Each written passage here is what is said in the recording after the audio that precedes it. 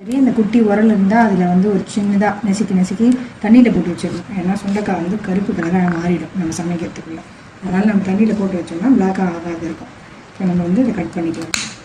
அந்த சுண்டைக்காய் ரொம்ப முத்தல் இல்லாத சுண்டைக்காய் எடுத்துக்கணும். ரொம்ப முத்தலாக இருந்ததுன்னா வாயில் வந்து மாட்டும், சாப்பிடும்போது ஒரு டேஸ்ட்டாக இருக்காது, கொஞ்சம் ஹார்டாக இருக்கும், அப்போ வந்து நல்லா இருக்காது. அதனால் கொஞ்சம் முத்தல் இல்லாத சுண்டைக்காவாக இருந்ததுன்னா இந்த குழம்புடைய டேஸ்ட்டே சூப்பராக இருக்கும். சுண்டைக்காய் ஏற்கனவே கட் பண்ணி வச்சு தண்ணியில் போட்டலைன்னா இந்த கலராக மாறிடும். இப்போ நான் கட் பண்ணிகிட்ருக்கேன். கட் பண்ணி அதை கொண்டு வந்து தண்ணியில் கொட்டி வச்சிடணும். அதில் இருக்கிற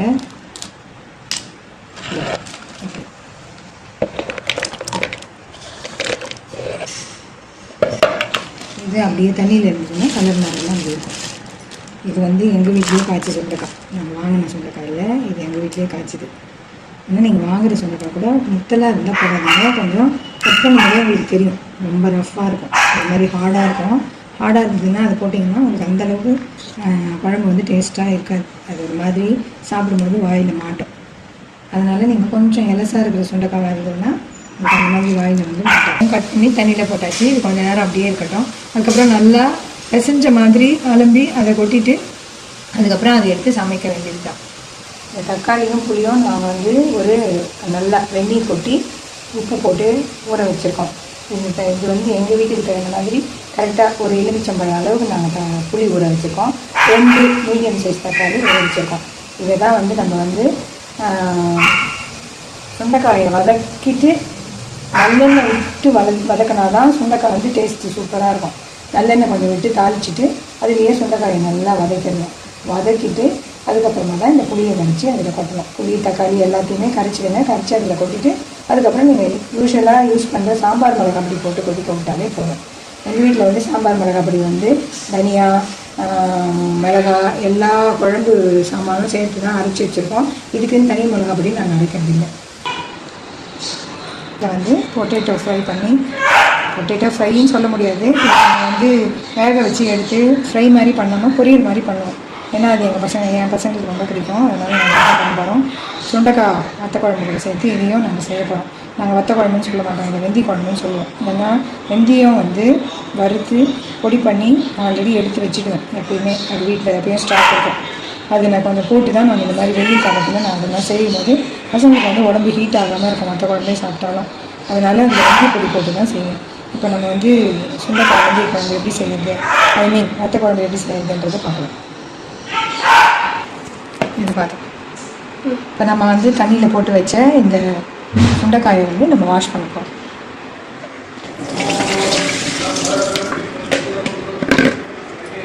திரும்பவும் தண்ணி ஊற்றி நல்லா வாஷ் பண்ணிங்க. இங்கே பாருங்கள், நம்ம தண்ணியில் போட்டு வச்சனால நல்லா க்ரீனிஷாகவே இருக்குது. இது வந்து பிளாக் கலரில் மாறவே இல்லை, அப்படியே இருக்குது. இது கொஞ்சம் தண்ணி வடிப்போம். நம்ம அதுக்குள்ளே வந்து எண்ணெய் கடாய் போட்டு எண்ணெயை கொட்டி தாளிக்கிறதுக்கான ஏற்பாடு செய்யணும்.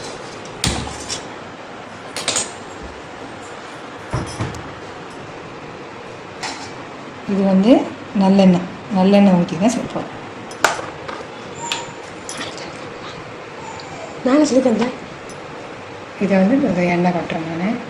கொஞ்சம் மற்ற குழம்பு வெந்தய குழம்புலாம் வைக்கும்போது கொஞ்சம் எண்ணெய் ஜாஸ்தியாக இருந்தால் கொதிச்சு வரும்போது டேஸ்ட் நல்லாயிருக்கும். 5 ஸ்பூன் எண்ணெய் ஊற்றிக்கணும். அப்போ தான் கொஞ்சம் அந்த சுண்டைக்காய் வந்து இதில் நல்லா வதங்கி க்ரீனாக இருக்கிறது வந்து ஒரு கலர் சேஞ்ச் ஆகும். அதுக்கப்புறம் தான் அந்த புளி கரைச்சே கொட்டணும்.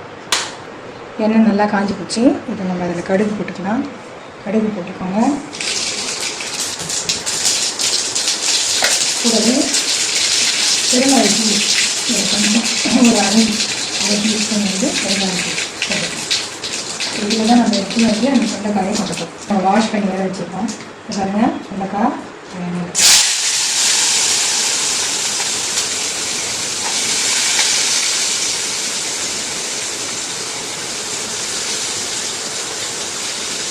வந்து நல்லா அருவி கொடுக்கணும்.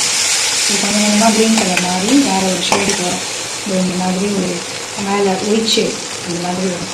அது நல்லா வதங்கிடுதுன்னு அர்த்தம். வதங்கணும், இன்னும் வதங்கணும். இதில் நிறைய க்ரீன் கலராகவே இருக்குது. அப்புறம் என்ன ஆகுங்க, டேஸ்ட் ஒரு மாதிரி இருக்கும். வேகவும் வேகாது நம்ம. ஏன்னா இதுக்கப்புறம் வந்து நேரடியாக புளியை கரைச்சி இது ஊற்றிடுவோம். அதனால் சுத்தமாக வேகவே வேகாது. சரியா வந்து சாப்பிட்றதுக்கு அந்தளவு டேஸ்ட்டாக இருக்காது. இப்போ இதில் நல்லா வதக்குங்க. இதுலேயே கொஞ்சோண்டு மஞ்சள் தூள் போட்டுடுங்க. அப்போ வந்து இந்த கருப்பு கலராக மாறாமல் கொஞ்சம் நல்லா பார்க்குறதுக்கும் நல்லாயிருக்கும் சுண்டைக்காவுடைய ரசக்குழம்பு. இப்போ நான் நல்லெண்ணெய் ஊற்றிருக்கேன், கடுகு பெருங்காயம் தாளிச்சிருக்கேன், அடுத்து சுண்டைக்காய் போட்டு வதக்கிட்டுருக்கேன். இது கொஞ்சம் நேரம் அப்படியே வதங்கட்டும். இதில் கொஞ்சோண்டு மஞ்சள் தூள் போட்டுக்கணும். அப்புறமா இன்னும் கொஞ்சம் ஆட் பண்ணிக்கலாம். இப்போதைக்கு நேரம் வந்து வேறு மாதிரி மாறாமல் இருக்கிறதுனால லைட்டாக மஞ்சள் தூள் ஆட் பண்ணியிருக்கேன். எப்படி இருந்தாலும் வதங்கினவனே நமக்கு கரெக்டாக தெரியும். நான் வதங்கினவனே திரும்பவும் காமிக்கிறேன் உங்களுக்கு எப்படி இருக்கணும். ரொம்ப பச்சை கலராக இருக்கும்போது புளியை கரைச்சி ஊற்றி வச்சுடாதீங்க. அதுக்குள்ளே நீங்கள் புளியை வந்து கரைச்சி ரெடி பண்ணி வச்சுக்கணும். தக்காளி இது கூட நீங்கள் வெங்காயம், சின்ன வெங்காயம் கூட ஆட் பண்ணிக்கலாம், பூண்டு ஆட் பண்ணிக்கலாம். நாங்கள் வந்து இன்றைக்கி அதெல்லாம் ஆட் பண்ணாமல் நல்ல இதோடைய அரோமா அப்படியே எங்களுக்கு கிடைக்கணுன்றதுக்காக நாங்கள் வெறும் சுண்டைக்காவை மட்டும் வச்சு செய்கிறோம். ஏன்னா வெங்காயமோ பூண்டோ போட்டால் அதோடைய ஸ்மெல் கொஞ்சம் சேர்ந்துடும். அதனால் அது சேராமல் எங்களுக்கு வந்து பியூராக அப்படியே சுண்டைக்காவோட ஸ்மெல்லு தான் வேணும் அப்படின்றதுக்காக வெறும் சுண்டைக்காவை மட்டும் போட்டு நாங்கள் வத்த குழம்புக்கு செஞ்சிட்ருக்கோம். ஸ்வீட்டை வேக வச்சு வச்சுருக்கோம் இல்லையா, அதை வந்து சின்ன சின்ன பீஸாக கட் பண்ணி எடுத்துக்கலாம். ஏன்னா இதுக்கும் வந்து பொரியலுக்கு தேவையானது இப்போ ரெடி பண்ணிவிட்டு நம்ம கடாய் வந்து அடுப்பில் வைப்போம்.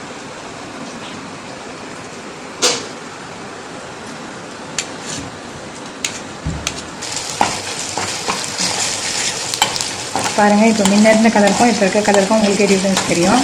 இன்னும் ஒரே ஒரு 2 மினிட்ஸ், இந்த மாதிரி 2 மினிட்ஸ் கூட வேண்டாம், ஒரு 1 மினிட் வதங்கினா போதும். நாங்கள் இப்போ வந்து அதில் கொட்டுறதுக்காக புளியும் தக்காளியும் நல்லா கரைச்சி வச்சுருக்கோம். ஏற்கனவே ஊற வச்ச தக்காளியும் புளியும் தான், அது நல்லா வெந்நீரில் போட்டு கொதிக்க வச்சு எடுத்து வச்சுருந்தேன். உப்பு, புளி, தக்காளி இது 3 இந்த கரைச்சலை இப்போ நம்ம வந்து வெண்டைக்காலை கொட்டப்போம்.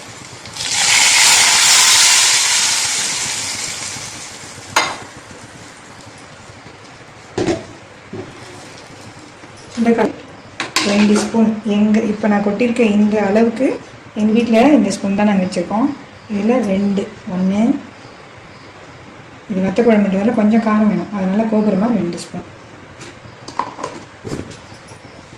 இது நல்லா கொதிக்கட்டும். எப்படியும் இது கொதிக்கிறதுக்கு ஒரு 10 மினிட்ஸ் ஆகும். நல்லா கொதிக்கணும்.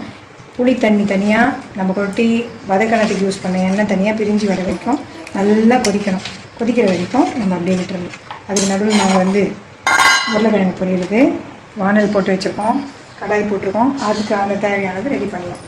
இந்த வானலியில் நாங்கள் ஊற்றுறது வந்து கடலை எண்ணெய் தான் நாங்கள் சமைக்கிறதுக்கு யூஸ் பண்ணுறோம். ஏன்னா அது நல்லா ஃப்ரை ஆகி அதுலேயே கொஞ்சம் அப்படியே நமக்கு என்ன டேஸ்ட் வரும் அப்படின்னா, நம்ம உருளைக்கிழங்குல வந்து கடையிலெல்லாம் வாங்கி சாப்பிடுவோம் இல்லையா, என்ன சொல்கிறது, இப்போ நம்ம செய்கிற அந்த பொரியல் வந்து ஃப்ரெஞ்ச் ஃப்ரைஸ் வந்து டேஸ்ட், அந்த டேஸ்ட் வந்து வரும். இதில் நாங்கள் ஆனியனோ இல்லை எதுவுமே ஆட் பண்ண மாட்டோம், வெறும் பொட்டேட்டோ மட்டும் வச்சு தான் செய்ய போகிறோம். லெட்ஸ் நம்ம வந்து உருளைக்கிழங்கு பொரியலுக்கு ரெடி பண்ணிக்கலாம். அதெல்லாம் கடுகு போட்டுக்கோங்க, நல்லா வெடிக்கட்டும். சொல்லலாம், கடுகு நல்லா வெடிக்குது. இப்போ இந்த உருளைக்கிழங்கு பொரியல் ரெடி பண்ணிப்போம். கடுகு நல்லா வெடிச்சுருக்கு. இது வெடித்து அடங்கின அப்புறம் கொஞ்சோண்டு அதுலேயுமே பெருங்காய பவுடர் சேர்த்துப்போம். அப்போ தான் வந்து நம்ம உருளைக்கிழங்கு வாயு நமக்கு ஒன்றும் பண்ணாமல் இருக்கணும்னா கொஞ்சம் லைட்டாக ஒரு 1/2 ஸ்பூன். நீங்கள் வந்து வீட்டில் யூஸ் பண்ணுற சின்னதாக குட்டி சில்வர் ஸ்பூன் இருக்கு இல்லையா, அதுலேயே 1/2 ஸ்பூன் போட்டால் போதும். இந்த மாதிரி நல்லா பெருங்காயமும் பொரிஞ்ச அப்புறம் இதில் வந்து மஞ்சள் தூள் இதுலேயே நான் போட்டுருவேன். ஏன்னா அப்போ தான் அந்த பொரியல் கூட வந்து சேர்ந்தது மிங்கிள் ஆகும். அதுக்காக மஞ்சள் தூள் கொஞ்சம். ஆனால் நிறைய பேர் சொல்லுவாங்க கொஞ்சம் கருப்பாகிடுமே அப்படின்வாங்க. கருப்பாக ஆனாலும் அது பார்க்குறதுக்கு நல்லா தான் இருக்கும். மிளகாய் தூள் எல்லாமே நான் யூஸ் பண்ணுறது சாம்பார் பொடி தான், தனி மிளகாய் தூள் நான் யூஸ் பண்ணுறது இல்லை, ஏன்னா உடம்புக்கு ஆகாதுன்றதால நான் யூஸ் பண்ண மாட்டேன். அதுக்கப்புறம் சால்ட்டு, இது 3த்தையும் ஆட் பண்ணிவிட்டு கொஞ்சம் கலரி விட்டுட்டு அதுக்கப்புறம் நம்ம அதுலேயே உருளைக்கிழங்கு எடுத்து போட போகிறோம். பார்த்தா நம்ம கற்பனை தூளி பண்ண மாதிரி ஒரு லுக்கு வந்து கொடுக்கும். உருளைக்கிழங்கு போட்டு உருளைக்கிழங்கு போட்டு இது நல்லா ஏற்கனவே நம்ம கட் பண்ணி தான் வச்சுருக்கோம். இன்னுமே நல்லா இதை வந்து ஸ்மாஷ் பண்ணிவிட்டு ஒரு கலர்னிங்கன்னா பார்க்குறதுக்கு நல்லா அழகாக இதே பார்த்தா எண்ணெயாக இருக்கும். இது நல்லா இந்த எண்ணெயிலேயே வந்து நல்லா வந்து இந்த மாதிரி நல்லா ஸ்மாஷ் பண்ணிடுங்க. ஸ்மாஷ்னால் ரொம்ப இது பண்ண வேண்டாம், ஒன்றும் பாதிமாக இருந்தால் கூட ஓகே தான். அப்போ தான் சாப்பிடும்போது அது ஒரு டேஸ்ட்டாக சூப்பராக இருக்கும். இதில் நம்ம எல்லா இன்க்ரீடியன்ஸும் போட்டாச்சு. மிளகாய் பொடி போட்டாச்சு, மஞ்சள் பொடி போட்டாச்சு, உப்பு போட்டாச்சு, கடுகு தாளிச்சாச்சு, அதுக்கப்புறம் வந்து பெருங்காயத்தூளும் போட்டாச்சு. இப்போ அதை பாருங்கள், அதுவுமே நல்லா சூப்பராக கொதிச்சிட்ருக்கு. கொதித்து நல்லா எண்ணெய் பிரிஞ்சு வரணும், அதுக்காக நான் அப்படியே விட்டுருக்கோம். நீங்கள் இதோட ஃப்ளேவரும் இதோட ஸ்மெல். வீட்டில் கருவேப்பிலை இன்றைக்கி எங்கள் வீட்டில் கருவேப்பிலையே இல்லை, அதனால் நான் இன்னும் போடல. கருவேப்பிலை ஃப்ரிட்ஜில் இருந்தால் எடுத்துன்னு வந்து ரெண்டுலேயுமே போடும். அது கருவேப்பிலை கொத்தமல்லி போட்டால் அதோடைய வாசனை வந்து இன்னும் சூப்பராக இருக்கும்.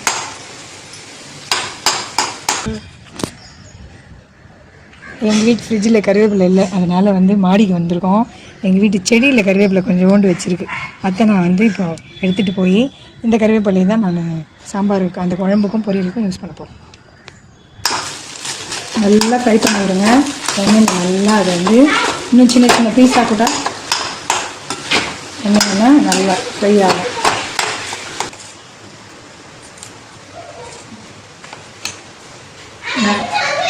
நல்லா இதில் வந்து கருவேப்பிலை போடுங்க. ஏன்னா எங்கள் வீட்டில் இன்னைக்கு கொத்தமல்லி இல்லை, வெறும் கருவேப்பிலை கூட மேலேருந்து தான் பொரிச்சு வந்து போகும். இதுலேயும் கொஞ்சம் கருவேப்பிலை போடுங்க.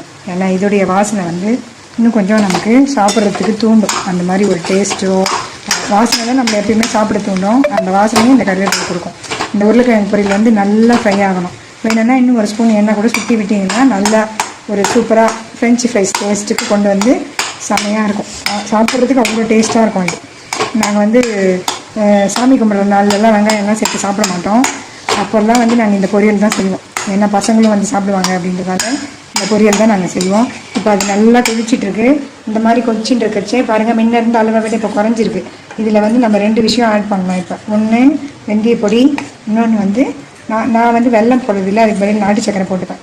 பார்த்திங்கன்னா அதோட கலர் இன்னும் சூப்பராக, இப்போ இருக்க கலரை விடவே நாட்டு சக்கரை போட்டிங்கன்னா இன்னும் கொஞ்சம் கலராக சூப்பராக இருக்கும் பார்க்கறதுக்கு. ஓரத்துலலாம் பார்த்திங்கன்னா இந்த எண்ணெய் பிரிஞ்சு வர்றது தெரியும். இந்த டைமில் நான் இதில் வந்து ரொம்ப சேர்க்கல, 1 2 ஸ்பூன் நாட்டு சக்கரை வந்து ஆட் பண்ணியிருக்கேன். இது நல்லா கொதிக்கட்டும். இது கூடயே நம்ம வெந்தய பொடியும் ஆட் பண்ணலாம். அது பாருங்கள் நல்லா கொதிச்சிட்ருக்கு, கொதிக்கட்டும். இது கூட நம்ம அப்படியே வெந்தய பொடி ஆட் பண்ணுறோம். இதில் வந்து நாங்கள் இப்போ வெந்தய பொடி ஆட் பண்ணுறோம். நான் அளவு பார்த்துக்குங்க, குட்டி ஸ்பூன் தான். குட்டி ஸ்பூனில் ஒரு அரை ஸ்பூன் போடுங்க. ரொம்ப நேரம் கொதிக்க விடாதீங்க வெந்தய பொடி போட்டுட்டு, ஏன்னா கசப்பாயிடும். அதனால் கொஞ்சமாக போடுங்க. கொஞ்சம் கொதித்து வந்த உடனே ஆஃப் பண்ணிடணும். ரொம்ப கொதிக்க விட்டிங்கன்னா வெந்தய பொடி போடுறதால லைட்டாக கசக்கிற டேஸ்ட் வந்துடும். உங்களுக்கே இப்போ டிஃப்ரென்ஸ் தெரியும். ஃபஸ்ட்டு கொதிச்சு இருந்ததுக்கும் இப்போ இருக்கிறதுக்கும் பார்த்திங்கன்னா எண்ணெய் ஓரம்லாம் அழகாக அப்படியே பிரிஞ்சு வந்துருக்கு. உங்களுக்கு இன்னும் காரம் வேணும்னா ஆன் பண்ணியிருக்கேன். இன்னும் காரம் வேணும்னா இன்னும் கூட ஒரு 1/4 ஸ்பூன் மிளகாப்பொடி வந்து சேர்த்துக்கலாம். ஏன்னா சிலர் வீட்டில் நல்லா காரமாக சாப்பிடுவாங்க. அப்போ காரசாரமாக வேணும்னா சேர்த்துக்கலாம். அப்படி இல்லைன்னா இப்போ நான் போட்டு அளவுங்களை அப்படியே ஃபாலோ பண்ணிக்கலாம். இது வந்து நிறைய சாதம் கலக்கும். இது நீங்கள் ஸ்கூல் டிஃபன் பாக்ஸுக்கு கூட பசங்களுக்கு இதை போட்டு நல்லா மிக்ஸ் பண்ணி கொடுத்தீங்கன்னா மதியானம் நல்லா ஊறி அவ்வளோ டேஸ்ட்டாக சாப்பிட்றதுக்கு குழந்தைங்களுக்கு சூப்பராக இருக்கும். இது கூட வந்து உருளைக்கிழங்கு பொரியலோ இல்லை வந்து வடானோ வறுத்து கொடுத்துருங்க, இல்லை அப்பெல்லாம் வேண்டாம் வடாம் வறுத்து கொடுத்தீங்கன்னா காம்பினேஷன் வந்து சூப்பராக இருக்கும். இதுவுமே பாருங்கள் நல்லா இந்த மாதிரி ஃப்ரை ஆகிட்டுருக்கு. இதை நாங்கள் அப்படியே சிம்மில் வச்சு அப்படியே விட்டுடுவோம். விட்டால் தான் நல்ல ஒரு கிறிஸ்பியாக ஒரு டேஸ்ட்டுக்கு வந்து வரும். நல்லா இப்படி செய்யுங்க. ஒரே ஒரு ஸ்பூன் மேற்கொண்டு அதில் எண்ணெய் கூட விடலாம். ஓரத்தில் அப்படியே கொஞ்சம் தோசைக்கெல்லாம் விடுவீங்க இல்லையா, அந்த மாதிரி விட்டுட்டு கொஞ்சம் அப்படியே விடுங்க. நல்லா இதை வந்து பெருசாக்காதீங்க, சிம்லேயே வைங்க. ஸ்டவ்வை வந்து சிம்மில் வச்சிங்கன்னா தான் நல்ல அடியிலலாம் நல்ல ஒரு உருளைக்கிழங்கு கலர்லேருந்து ஒரு ப்ரௌன் ஷேடாக ஒரு கோல்டன் ஷேட் ப்ரௌன் ஷேட் வரும். அதுக்கப்புறமா திருப்பி அதே மாதிரி போட்டிங்கன்னா இன்னும் கொஞ்சம் நல்லா ஒரு எப்படி சொல்கிறது குழகுழப்பு தன்மை இல்லாமல் ஒரு ஃப்ரை பண்ண ஒரு டேஸ்ட்டுக்கு வரும். இந்த மாதிரி பண்ணி கொடுத்தீங்கன்னா குழந்தைங்க அப்படியே நீங்கள் எதுவுமே தொட்டுக்கிறதுக்கோ இல்லை சாதமோ கொடுக்கலைன்னா கூட வெறும் உருளைக்கிழங்கு கூட அப்படியே பசங்க வந்து சாப்பிட்ருவாங்க. ஒரு டேஸ்ட்டாக அது வந்து நல்லாயிருக்கும் சாப்பிட்றது. இந்த மாதிரி ஒட்டிக்கிட்டீங்களா இதெல்லாம் வந்து நல்லா எடுத்துக்கிடுங்க. இது பாருங்கள், இந்த மாதிரி ஒரு ப்ரௌன் கலர் வரும், அடியில் ஒரு ஃப்ரையான மாதிரி வரும். அது நல்லா இருக்கும் டேஸ்ட்டு சாப்பிட்றதுக்கு. இது வந்து இப்போ நான் சொல்லிக் கொடுத்த எல்லாமே ஸ்டார்டர்ஸ். இப்போ வந்து நான் சமையல் கற்றுக்கிறேன், எதனா ஒன்று நம்ம பண்ணணும் அப்படின்னு ஆசைப்படுற பசங்களுக்கு இது ரொம்ப யூஸ்ஃபுல்லாக இருக்கும். டேஸ்ட்டும் நல்லாயிருக்கும். இப்போ இது பார்த்தீங்கன்னு வச்சுக்கோங்களேன், நல்ல திக்கான ஒரு கன்சிஸ்டன்சிக்கு வந்திருக்கு. இதில் நான் சொன்ன மாதிரி எண்ணெய் பிரியுது, திக்கு கன்சிஸ்டன்சிக்கு வந்திருக்கு. இதில் வந்து நீங்கள் எங்கள் வீட்டு புளி வந்து நாட்டு புளி, இந்த நல்ல பெரிய சைஸில் ஒரு புளி விற்கும் இல்லையா கடையில், அது பார்த்திங்கன்னா ரொம்ப புளி போடும். அதுக்கு தகுந்த மாதிரி போட்டுங்க. ஏன்னா உங்களுக்கு அளவு வந்து தெரியும், நார்மல் சாம்பாருக்கெல்லாம் எவ்வளோ யூஸ் பண்ணுறீங்கன்னு அது பார்த்து போட்டுங்க. அது அதிகமாக போட்டிங்கன்னா ரொம்ப புளிக்கும். அதுக்கு தகுந்த மாதிரி காரம் உப்பு போட்டு தான் செய்யணும். அப்போ இப்போ நாங்கள் இதை ஆஃப் பண்ண போகிறோம்.